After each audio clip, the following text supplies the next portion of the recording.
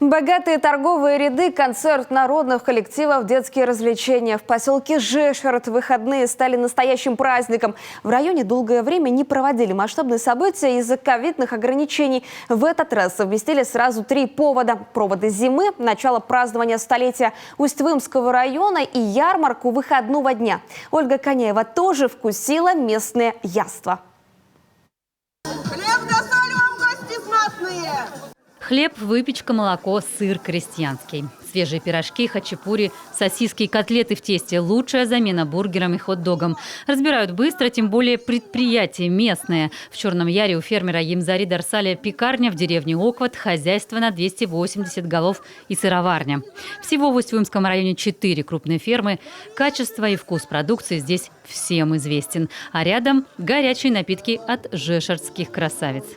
Угощаем блинами, всю ночь пекли, варенье свое, все, чай на травах.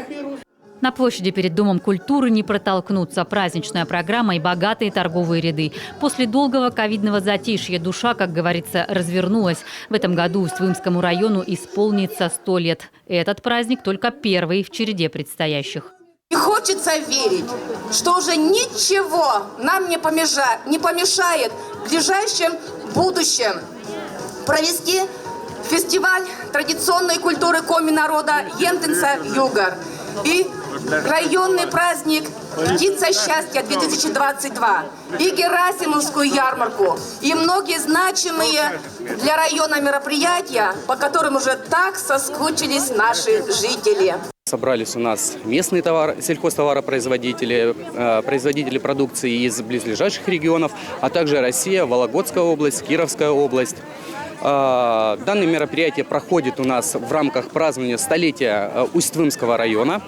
Ну и будем пытаться планировать как можно чаще проводить подобного рода мероприятия.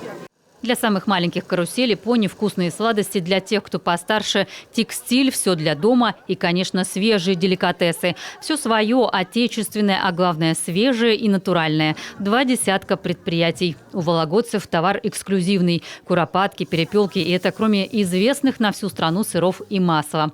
В нашем регионе они частые гости. Бываем в Ухте, в Сосногорске, на Уктыле.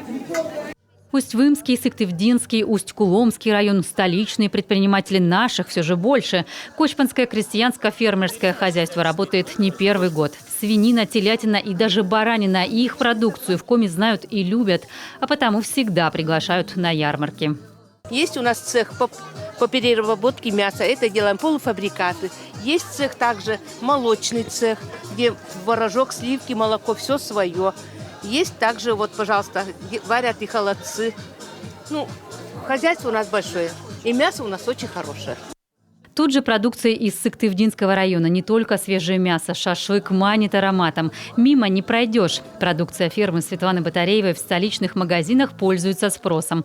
Продажей мяса предприниматель занимается с 1993 года. Такие торговые ярмарки, отмечает представитель фермы, помогают привлекать новых клиентов. Конечно, помогает. Вот мы как-то выезжаем, мы показываем людям продукцию с Выльгарта мы, да. И чтобы люди все-таки знали свое фермерское хозяйство, потому что покупали наше мясо. Ярмарки для многих фермеров – большое подспорье, а порой и главный рынок сбыта, где всегда есть и постоянные ценители местного производства.